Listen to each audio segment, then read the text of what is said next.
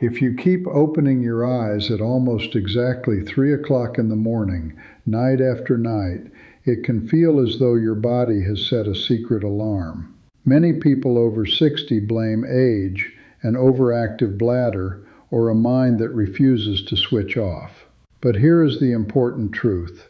3 in the morning is not a diagnosis, and it is not proof that something terrible is happening.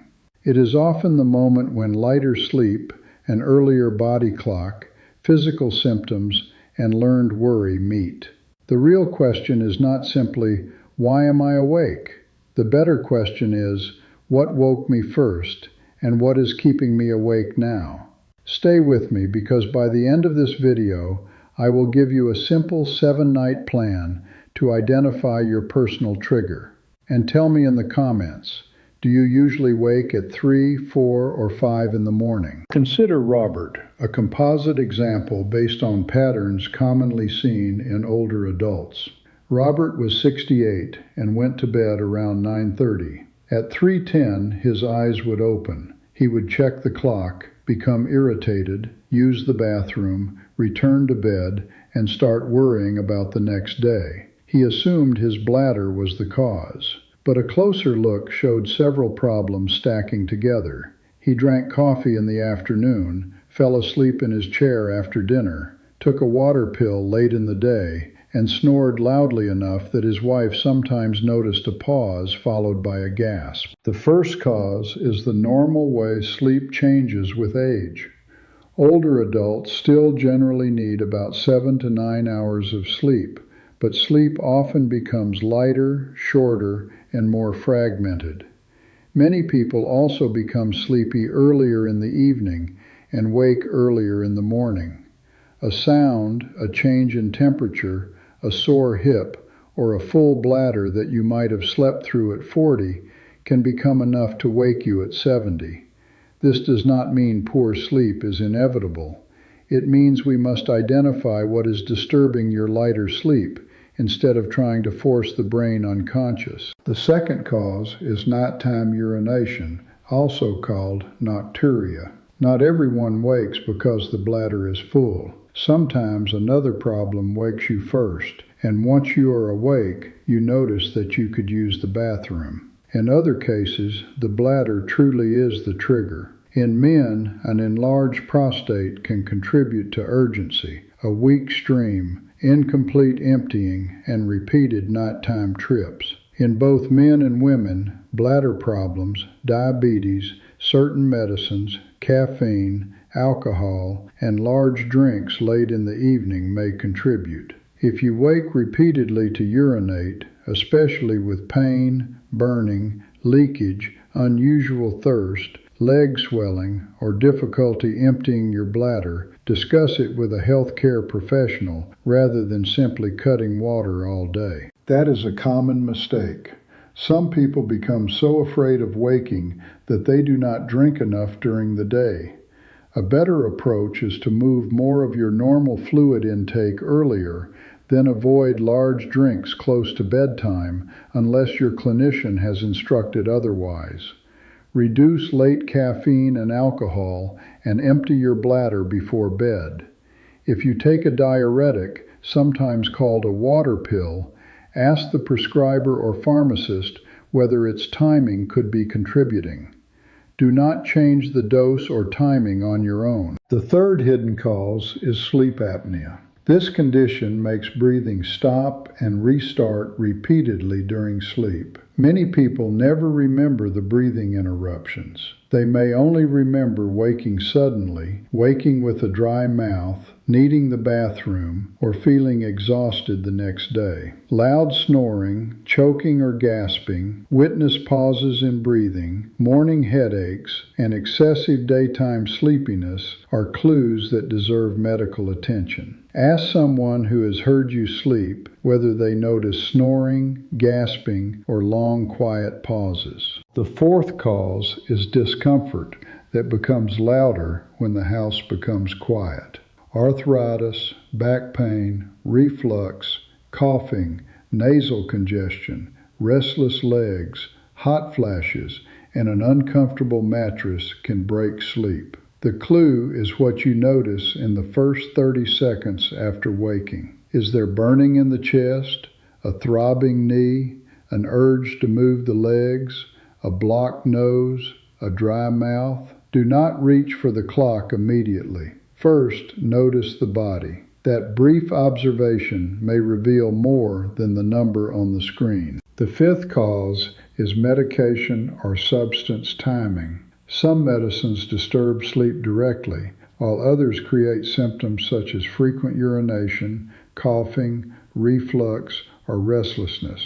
Caffeine can remain disruptive when used late, and alcohol may make you drowsy at first, but produce more broken sleep later. Sleeping pills are not automatically the safest answer, especially in older adults, because some may contribute to confusion, dependence, unusual sleep behaviors, or falls.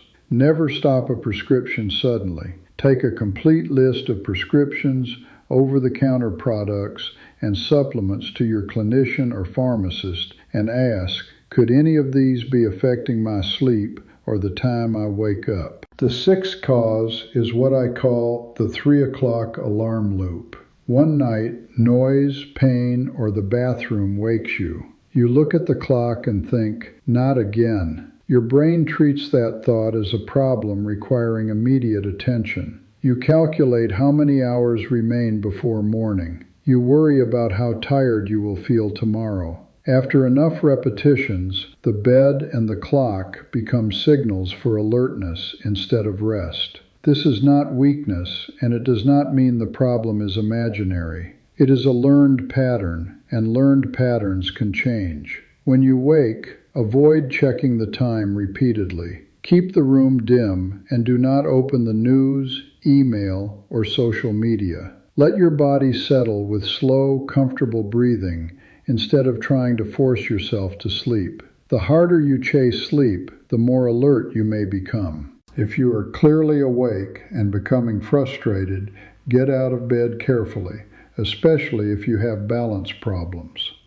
Sit somewhere safe in low light and do something quiet and unexciting, such as reading a few pages of a calm book. Return to bed when sleepiness comes back. This principle is part of cognitive behavioral therapy for insomnia, commonly called CBTI. CBTI is generally recommended as the first treatment for persistent insomnia and helps retrain the brain to connect the bed with sleep rather than worry and struggle. Now let us turn this into a practical 7-night plan.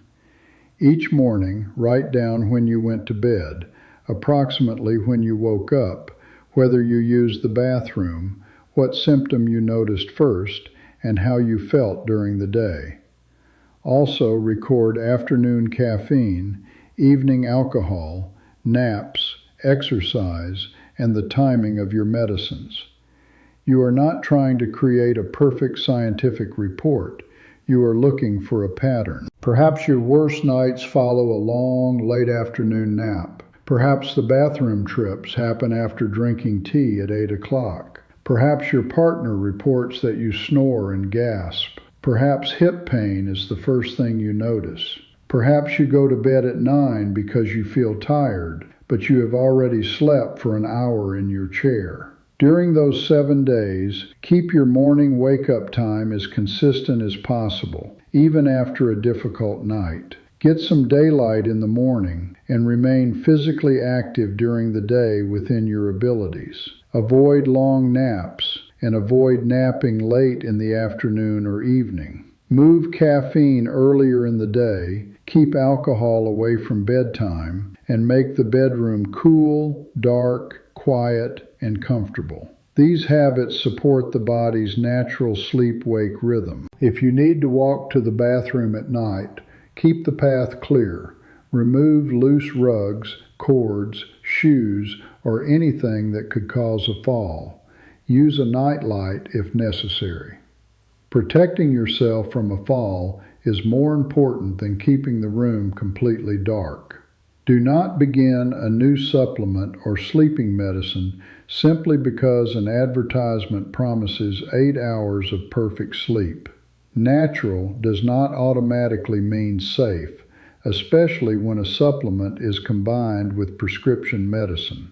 Discuss persistent sleep problems with someone who can review your health history, current medicines, and symptoms. Please speak with a healthcare professional if the problem happens frequently, lasts for several weeks, affects your concentration or energy during the day, or occurs with loud snoring, gasping, repeated urination, mood changes, significant pain, or troubling leg movements. Seek urgent medical help if you wake with chest pain, severe shortness of breath, fainting, sudden weakness, new confusion, or another sudden and severe symptom. Those are not problems to solve with a bedtime routine. Robert did not improve because of one miracle trick. After reviewing the pattern with his healthcare professional, the timing of one of his medicines was changed. He moved his coffee to the morning, stopped dozing in his chair after dinner, and completed an evaluation for sleep apnea. He also stopped staring at the clock every time he woke. Within several weeks, he was not sleeping perfectly every night, but the 3 o'clock awakening no longer controlled his life. That is the real goal. Not perfect sleep, but fewer interruptions, less fear, and a clear plan when wakefulness occurs. Tonight, remember these 4 steps. First, do not panic when you wake up. Second, notice what woke you before looking at the clock. Third, record the pattern for 7 nights. Fourth, take that pattern to a healthcare professional if it continues or points to breathing, bladder pain, or medication problems. And please do not stop or change any prescribed treatment without speaking with the clinician who understands your medical history.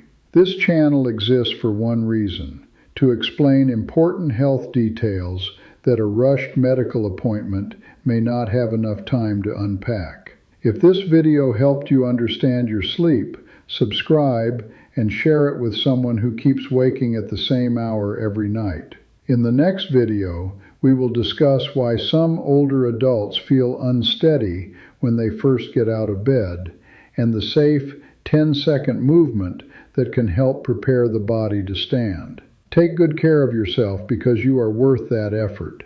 Better sleep is not about fighting your body. It is about listening carefully enough to discover what your body is trying to tell you.